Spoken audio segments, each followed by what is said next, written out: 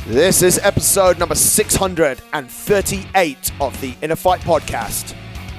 Welcome back to another episode of the show, ladies and gentlemen. Thank you for tuning in, downloading, listening, watching, no matter what you're doing. I appreciate your time, and I'm sure in the next 45 minutes, my guest today, Dhiren Harchandani, is going to give you things that will make your life better, will help you, will provoke thoughts on a number of different levels. As always, a big shout out to our show sponsor, Smith Street Paleo. No matter where you are in the world, you can take advantage of them. SmithStreetPaleo.com for all of those recipes. If you've got a sweet tooth, there's loads of stuff on there that's sugar-free, unprocessed, tastes super good. Hop over there. If you want a meal plan, if you're in the UAE, give them a shout. Hello at SmithStreetPaleo.com. They'd love to hear from you. For now, let's hop into this conversation I had with Dhiren. He's a champion. He takes us on his life journey.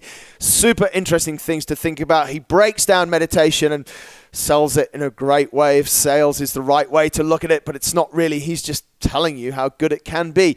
This, ladies and gentlemen, is my good friend, Dhiren Harchandani. Enjoy the show. Welcome back to another episode of the show, ladies and gentlemen. As I was saying there in the introduction, I'm super excited to have Dhiren on the show today. We have known each other, mate, for unbeknown to us almost, since 2015. Right. It's absolutely crazy. Mate, give us a little bit of an intro of yourself. I don't want to butcher it. Tell us a little bit about yourself and we're going to rock and roll from there. Okay, so I've been living in Dubai now for 13 years. I've been a serial entrepreneur for the last 23 years. I've been at the intersection of technology and real estate for pretty much all my career.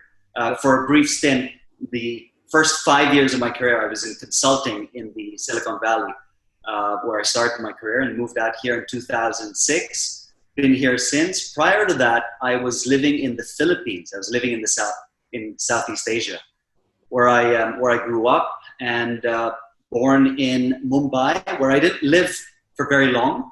But that's been my journey to Dubai. Mate, I don't know why I want to go straight to Silicon Valley, but I want to start there. What's it like? In terms of being in the valley? Yeah, like you hear so much and, you know, they're almost like Silicon Valley is almost full, in my opinion, of like untouchables. Like these guys that just have this crazy mindset that are so smart and start these businesses and then, you know, it's all about making truckloads. But what really is it about there? You know, it was a really interesting time to be in the Valley because I timed the market perfectly. I graduated in 1999, right when the dot-com bubble was starting to take shape. And back then, Marcus, you know, the culture around the Valley wasn't the way it is now, because as the dot-com bubble was starting to take shape and eventually implode, you know, it was a very humbling moment for the Valley. Like a lot of these startups basically, you know, I mean, I remember days when, you know, you'd literally take a business plan, toss it up in the air, and before it landed on the ground, the company was funded. I mean, it was that the frenzy was just, you know, a fever pitch. And, but that didn't last long. In 2002, 2003, it started imploding and Silicon Valley had to reinvent itself. A lot of those business models didn't work, but, you know, in terms of the culture, you're right, super smart, very focused, and people who basically did, you know, put very little weight on the non-essentials. They were always very focused on how to scale. It was always about how do I take my business global from day one. That was the mindset. Right. So they're sort of, I mean, mate, you said something there that I know you're big on, and I'm not sure if that's why you dropped it in early or not, but you said that they were not focused on non-essentials. What did you mean by that? So it was very focused on, you know, how do I get the maximum impact on my product or service? So they were very focused on, you know, what they did best, as opposed to trying to do everything and being in all markets. They focused on 2 or 3 key markets where they were going to execute their business model, and then worked on scaling from there. So that was one area of non-essential. It wasn't always about global. It was first dominate the local scene, the local market, and then let's start scaling and go global. So very sharp focus in terms of execution. How did you feel like at that young age, mate, being in a place like that of people that are like literally thinking about world domination and next generation stuff? It must have been amazing.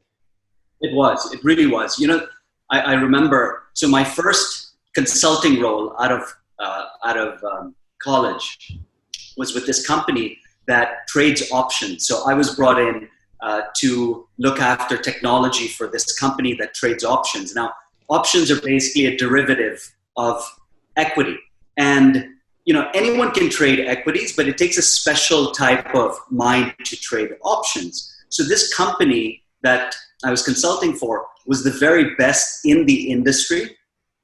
They are the number one options market makers in the world. Wow. And so so if you were a trader working for this company, you were one of the best option traders in the world, hands down. Wow. And as I got to know them, you know, being someone who just graduated from college, the markets were going parabolic, bottom left, top right of the chart. You know, I would ask them as I got to know them, so what do you trade in your personal account, right? What do you trade? And inevitably, they all answered with the same approach. So all of them, you would think that they were trading this market, this equity. None of them traded anything in their personal account. So what made them the very best traders in the world was that they were trading other people's money. As soon as they started trading their own money, all the emotions started rushing in. And all of a sudden, they weren't the very best in that craft any longer.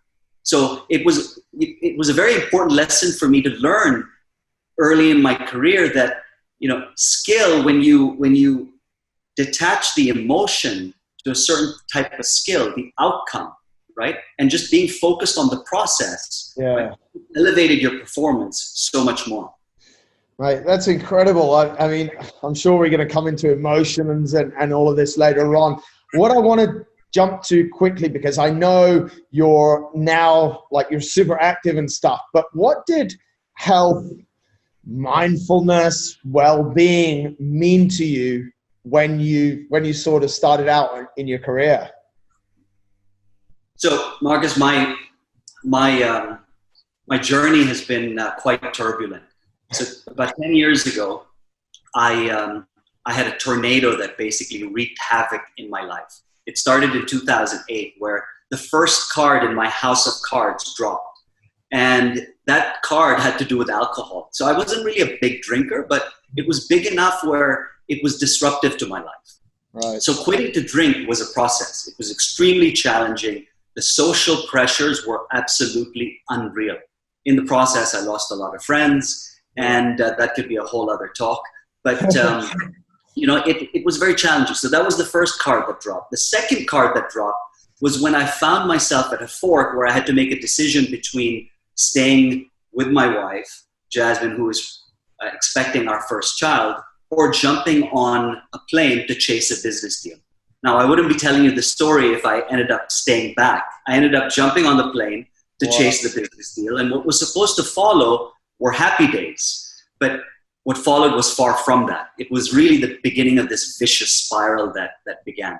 And just when things couldn't possibly get worse, or at least I thought back then, the third card dropped. And I started seeing dramatic changes in my physiology. I lost about 12 kilos in a very short span. Within 2 months, I lost 12 kilos. It was horrid.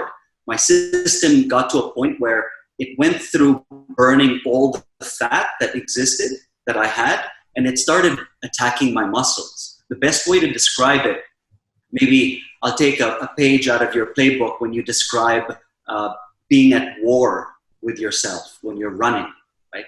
Certain races, you're at war with yourself. I was literally at war with myself. I felt like there was this fire burning inside me all day.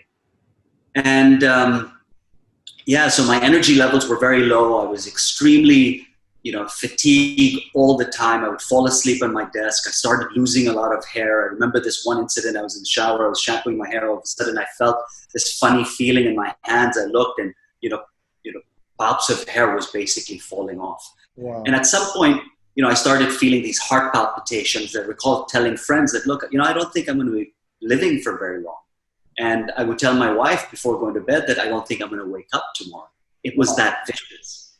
And at that point, it got serious enough, went to see a physician. The good news was that now I knew what I was dealing with. The bad news was there was no cure for the condition that I was struggling with. At least nothing external. The cure was inside me. It was a mindset shift. I had to basically reconstruct my perception of stress. And during this time, my mind, body, spirit was completely aligned. I felt like a stranger in my own body. But the weird thing is that I was performing, or anyone looking from outside in would see that I was successful, at least in the one-dimensional sense of success. And, back then, if I double-clicked on success in my head, it would take me to a page that basically would say, no matter how hard you worked, right, it was never going to be enough. And I had to work myself to the point of exhaustion to really put myself in a position to be successful. That was what I was dealing with. So for me back then, it was a very challenging time. And this went on for years. And during the darkest moment of my life, I felt like a closet that was overflowing with non-essentials.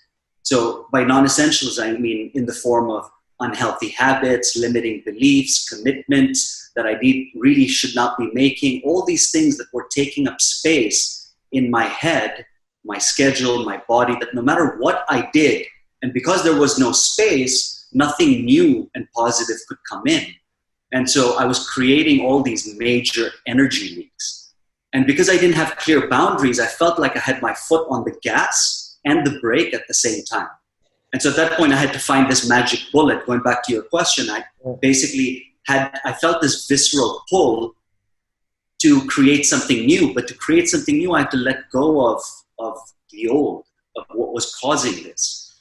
So I realized that I had to transform, and I had to simplify and be more mindful with my approach. And that's when I discovered this lifestyle that I've embraced for the last 6 years called Essentialism. Mental. I mean, it's mate, there's so much to go out. I just wanted to let you talk and get it out, and now I can pick it all and drop back on it. When you were growing up, what was health to you? Did it mean anything to you? Was it part of your environment? What did health mean maybe when you're 15, 16? Yeah, health didn't mean much. This was not something that my environment put a lot of premium on. I grew up in the late 80s, early 90s, like I said, in the Philippines. And I mean, the most direct way I could answer that is it was non-existent. It really was. Sports was a big part of my life, right. But health, the way we know it today, was non-existent. Do you think that is a foundation for the situation that you found yourself in later in life? Without a doubt. Definitely, like I said, I mean, when I had to rebuild myself, I had the first pillar that I had to really take very seriously and focus on was health and fitness. I was one of the most unfit people I knew. And now I say this with the utmost humility. I mean, I couldn't, how in your recent podcast, you categorize runners in running as a tool from, 0, 1, 2, and 3, right? Yeah. I was not even a 1. It wasn't even about hating running. I completely could not get myself to run. As soon as I start running 500 meters, I would be completely gassed. And so I would say I was a -1. You have to create a new category for me. I was a -1. I couldn't run. And I learned how to run and eventually ran a sub 4-hour marathon, which was,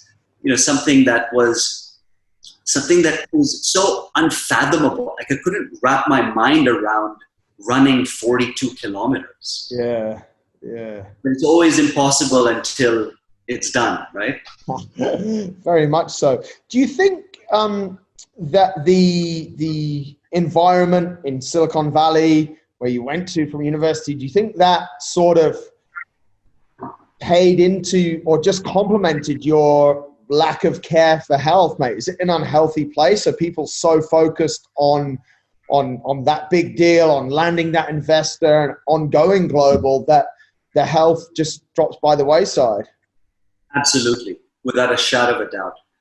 Like I said, I started my career in consulting, and we were expected, there were days, at least once every week, where we would have to work 24 hours straight, 24 hours nonstop. And that was the environment, because if you weren't keeping up and innovating and pushing the envelope, you would be, a member, or you would be a B team player. You weren't part of the A team. So it was always this constant push to try to be, the very best in a very one-dimensional way. It wasn't holistic at all. I mean, all this information and awareness around health and fitness didn't exist, or maybe I wasn't aware of it, or I wasn't really conscious of it. But to my knowledge, it wasn't as prevalent as it is today. That's what I really wanted. That was my next question, Dhiren, is that there's some of probably, and you've introduced me to a couple of them, the smartest people that we will probably ever meet are some of the people that you met during this journey. You guys knew about health. You all knew about it, right? It's not that you didn't know about it. Like, what was going through your mind when you're working 24 hours?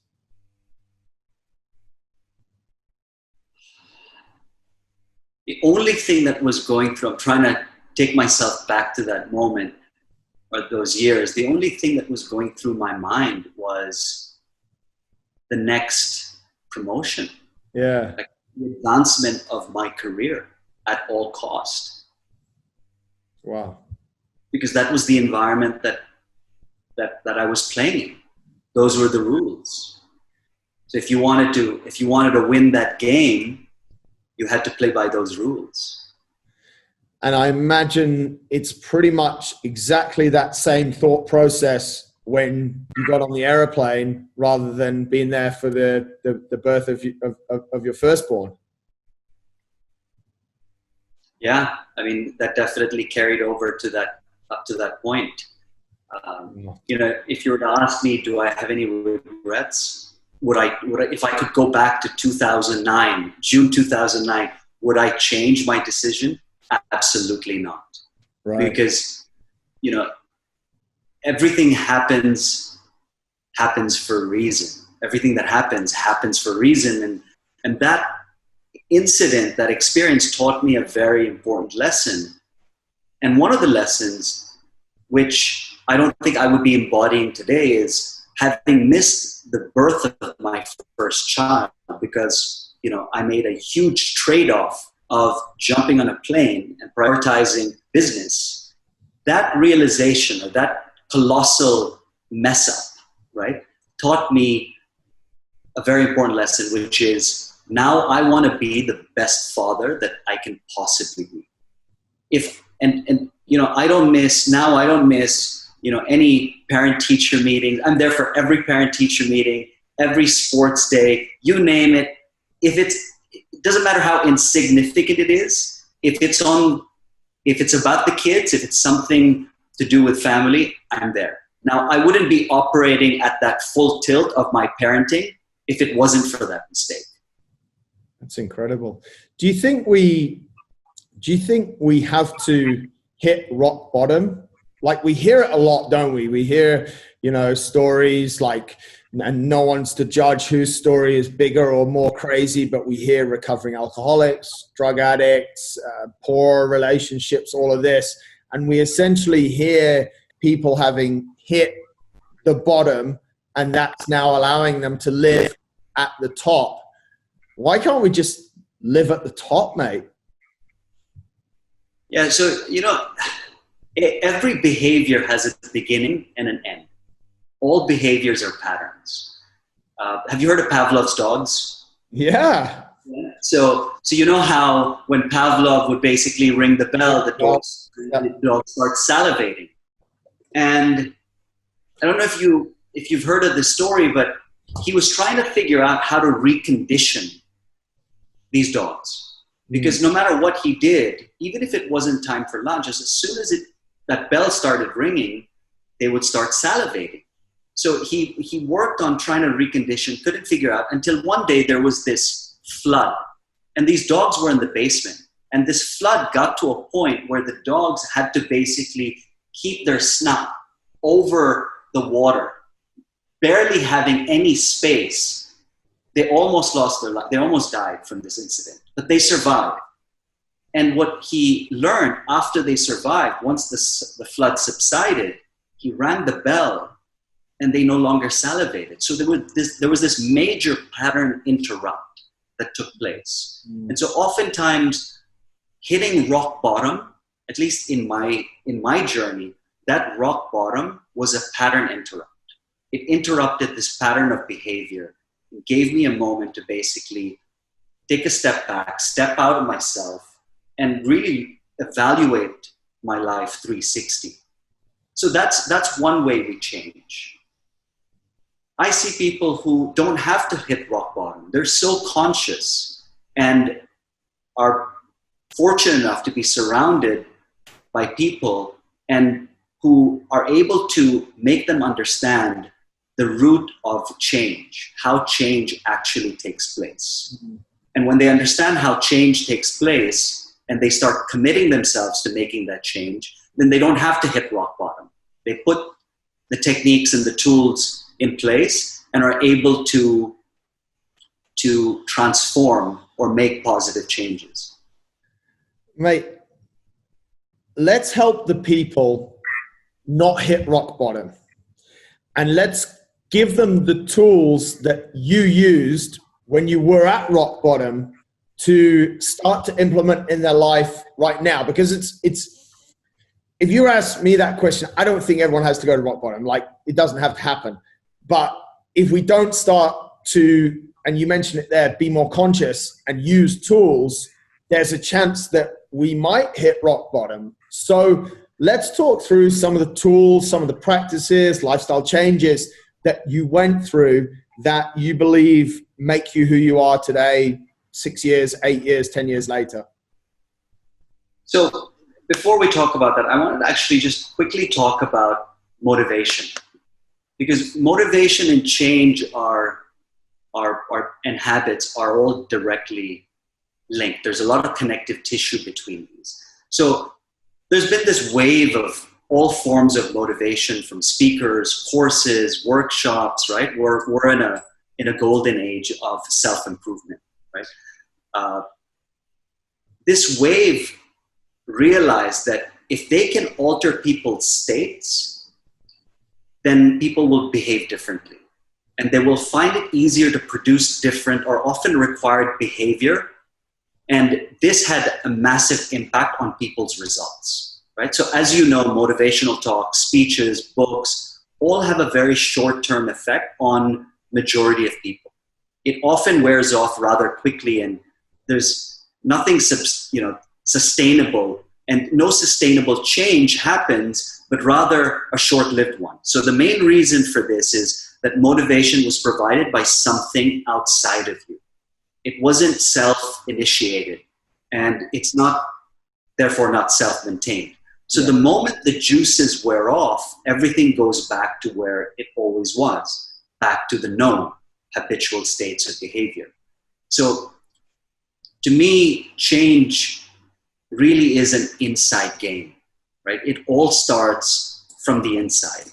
And the first thing that I had to do was simplify my life, right? So I discovered, as I mentioned, this lifestyle called Essentialism. And Essentialism to me is, having been living as an essentialist for the last 6 years, my definition is it's a state of mind. It's the way I spend my time, my habits. It's the pursuit of the vital few over the trivial many, right? To me, it really is the magic bullet that solves all of our problems. So another way to say it is just simplification, right? Now, my desperation for a solution made me super curious and observant. And I noticed that the true essentialists, they were successful because they said no. And by success, I mean holistic success, not just in their careers or business. So as I started going deeper, I was learning that half of the suffering that I experience in my life can be traced from saying yes too quickly and not saying no soon enough. And so, like that. and so, you know, why is non-essentialism the opposite now? Why is non-essentialism so prevalent? So I want to offer you two reasons. Basically, it all really comes down to the fact that we have just way too many choices, right? The choices we have has grown exponentially. And because of that, we've lost sight of the most important ones. Like for me, it was my health. It was my relationships. And the second reason is that there's too much social pressure. The strength and number of outside influences on our decisions has also increased. And because I wasn't purposeful and deliberate with choosing where to focus my energy and time, other people, colleagues, friends, family were choosing for me, right? So essentialism is really one area that I would encourage all of your listeners to get a better understanding of, because this really is, to me, again, I'm going to say the magic bullet to all of our problems. Another approach that has worked really well for me are some habits that I've incorporated into my morning routine. One of them being meditation. So meditation to me is something that, you know, so back at the peak of my dark night of the soul moment, I looked around and asked myself, so who are the happiest people I know? And the two people that kept coming up were my mother and my sister. They had these high degree of self-compassion, awareness, consciousness. And I thought to myself, why are they so happy? What is it that they're doing that most people aren't? And I found that it was their meditation practice. And, you know, there's high quality medical research and evidence now that shows that only 2 weeks of meditation for 5 minutes creates these synaptic connections, which means we're actually getting smarter and we're developing a deeper sense of intuition, and we're getting better in managing our inner voice. So I asked myself, let me get this straight. It's medically proven that meditation makes me smarter. It makes me happier. It makes me more intuitive. And if there was another reason I could do it anywhere at any time and it's free, I signed up. I went all in and started my meditation practice. And, you know, I realized very quickly that, you know, the motivation to meditate waned in the early days because, you know, we live in this time where we're always looking for instant gratification, right? We want results immediately. And what happens with meditation, you know, it's very subtle. These changes, although, like I said, 2 weeks for 5 minutes, you start seeing or you start creating new synaptic connections. Until you get to that point where you're conscious of those shifts because they're happening at a very subtle level, right? You're not feeling it as deeply as you would when you go to the gym and, you know, you do a CrossFit workout and you come out of it feeling your muscles inflated, right? So it's not that kind of instant gratification. But what I learned was, as I was doing it consistently, I started seeing huge benefits that shifted my approach and my lens toward life. Meditation to some people, Dhiren, sounds different. Let's put it that way. Some people might say it has a spiritual, religious, cult, all sorts of different comments made. Break those down. What is really meditation? Were you super religious before? What's the scenario? Can you frame it a little bit for us? Okay. So I wasn't religious. still not religious. I would say I'm spiritual, but I'm not religious. So meditation is being aware of your unconscious mind, right? So 95%. So every day, mate, you're going to have 70,000 thoughts, right? You're going to have 70,000 thoughts. You had 70,000 thoughts today. You're going to have 70,000 thoughts tomorrow. And 95% of those thoughts, 95% of those thoughts are unconscious. So until you make, Carl Jung, the father of psychology, said that until you make your unconscious conscious, until you're aware of your unconscious, you will suffer. So, and that people were happy because they were conscious of their unconscious mind. So let's demystify that for a moment, right? What do I mean by that? So as I said, high quality medical research and evidence now shows that 2 weeks of meditation for 5 minutes creates these synaptic connections, right? So what is actually happening under the hood, right? Many talk about meditation as a tool to be present. I want to change that word from meditation to mindfulness, right? As a tool to be present. So from a scientific point of view, they offer us a new way of looking at meditation. It's a way to get past your analytical mind, right?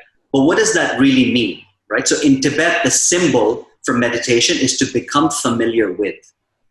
So if being familiar means that if 95% of how you are by the age of 35 is a set of these hardwired thoughts, including auto behaviors and reflexive actions that define your personality, then what that means is that 95% of your thoughts run on a sub-program. You're not even aware of these thoughts. Yeah. So how do you change if you're not even aware of your thoughts, right? So the first step to change is being conscious of your unconscious thoughts.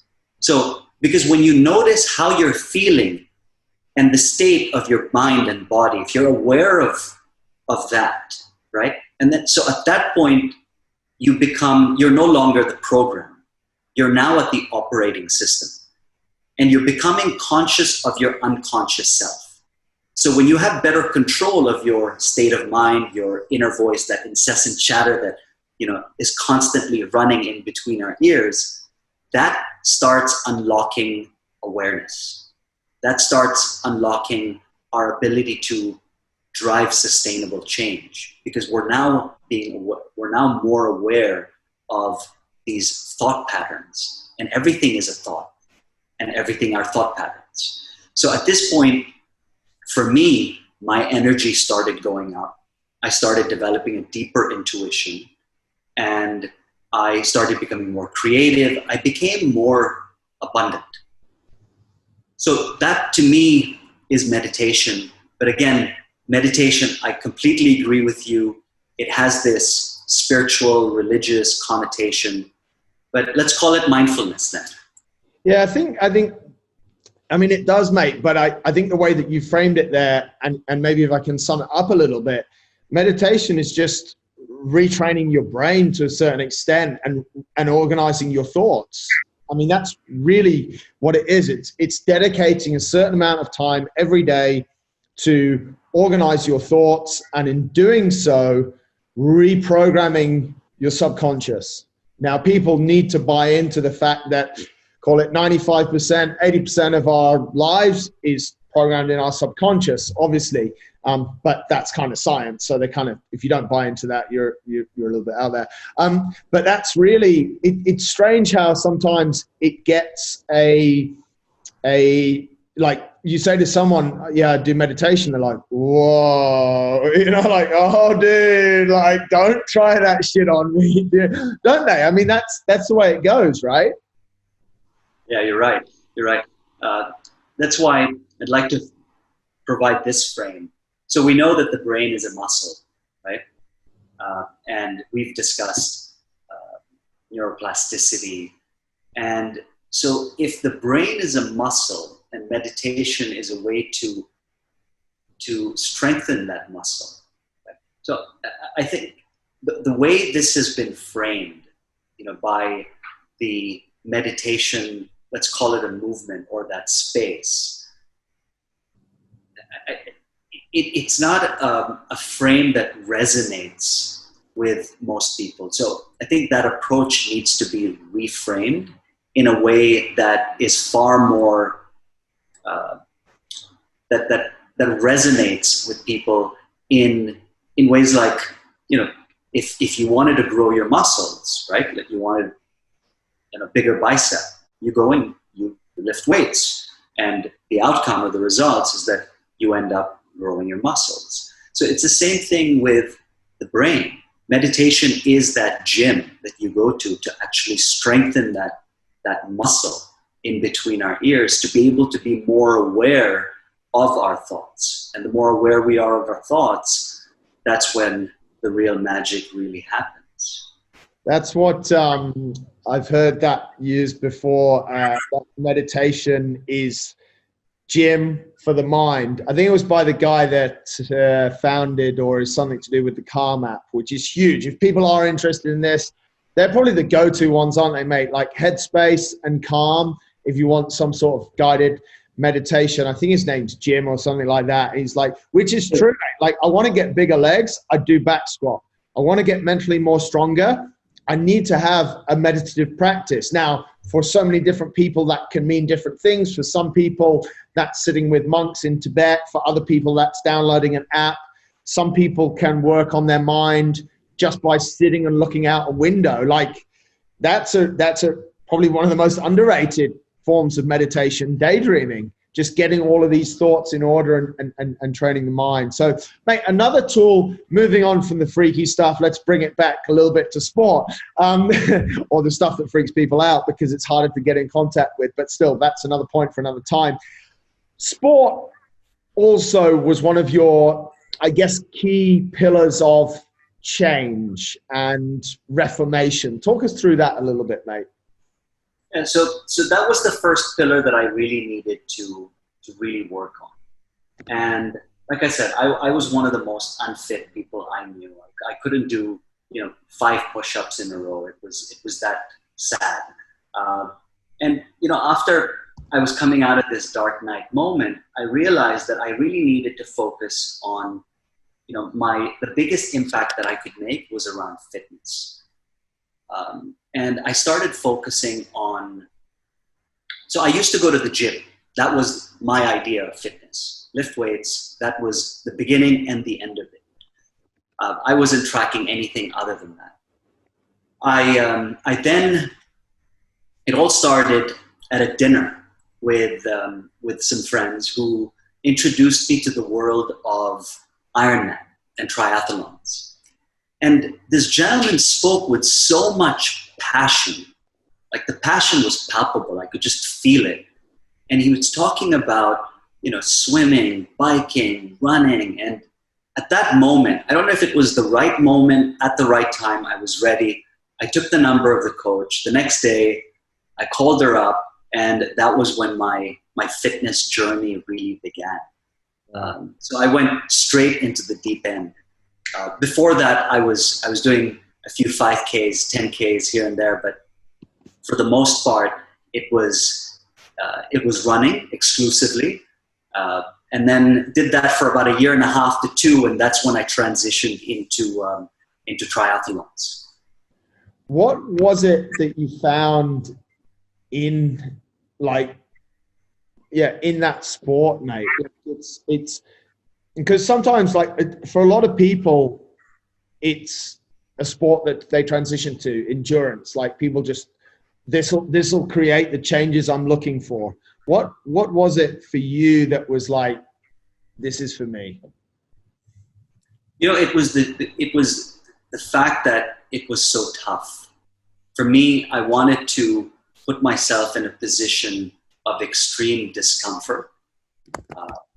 And, so as I was saying, right, I couldn't run. I started learning how to run. I had this fear of swimming in the open water, and decided that, I'm gonna start learning. I'm gonna learn how to swim. I mean, I knew how to swim. If you put me in the pool, I wouldn't drown, but I didn't have the technique by any stretch. Yeah. And once I checked the running box and checked the swimming box, then I thought, okay, well, you know what?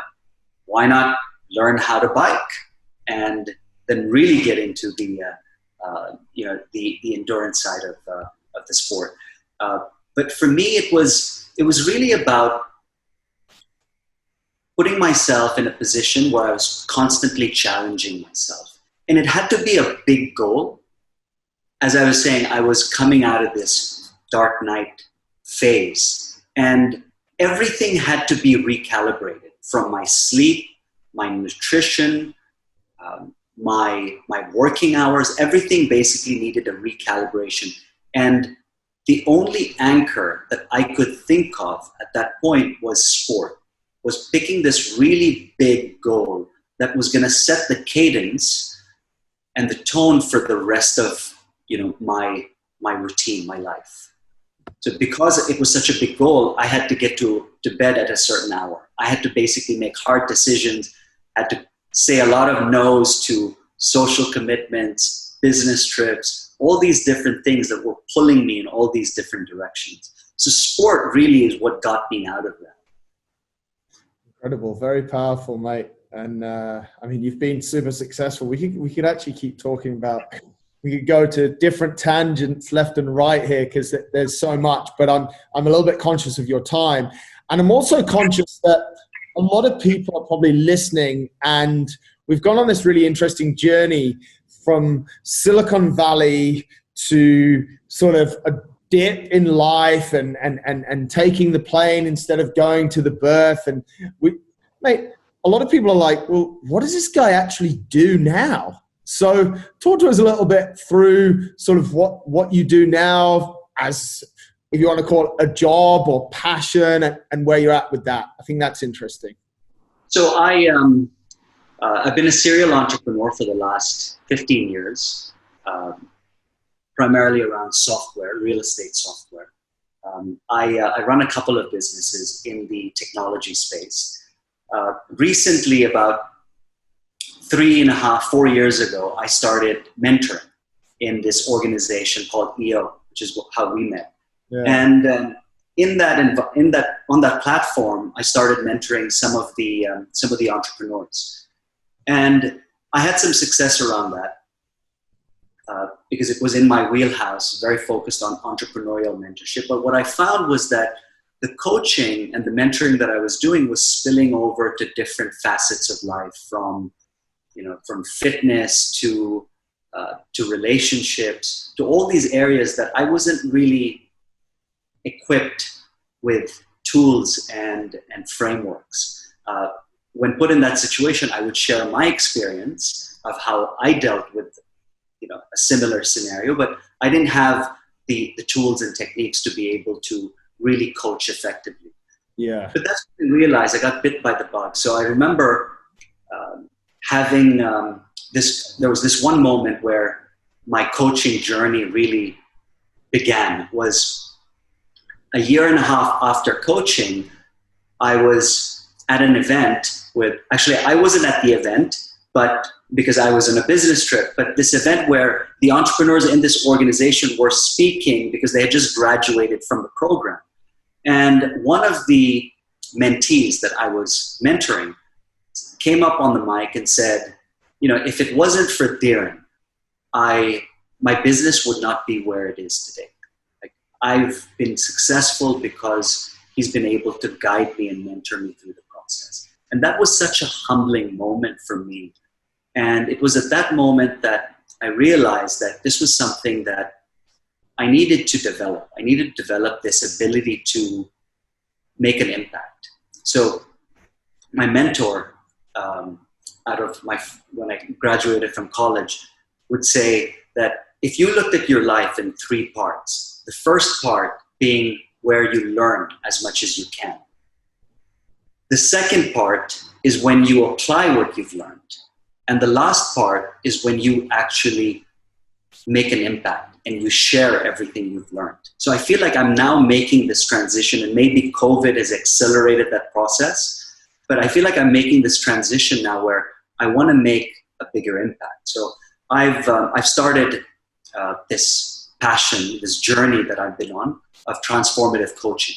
So that's something that I've been developing in terms of passion, now going into turning it into a business. Incredible, mate. It's super interesting because I always say when I was at school, and I think this is common for a lot of people, we obviously resonate most with the teachers that get in the trenches with us, and that, you know, and I remember when I first started coaching people ultra running, a lady came to me and asked me if I could help her prepare for an ultra. And I said, listen, I just don't have the skill set. I haven't done one. And she's like, oh, you don't need to do one. I said, well, how can I coach you to change or to prepare, and I haven't done it. I said, I'm going to research it. I'm going to learn. And that's kind of what sparked a lot of my ultra, or more thoughts on ultra running. But you have this skill set, you have been in the trenches.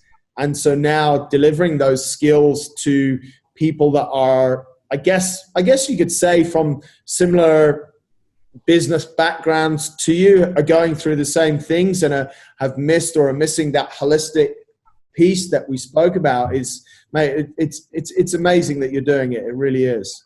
Thank you. You know, coach never really gives the solution. Instead, they get you in the right state to find the solution for yourself. Yeah, that's very cool. Mate, listen, I don't want to take any more of your time, but I do have one last question, which, because you listen to the podcast, you're probably prepared for it. Single one best piece of advice you can give to our listeners as your parting thoughts. What would that piece of advice be? Piece of advice.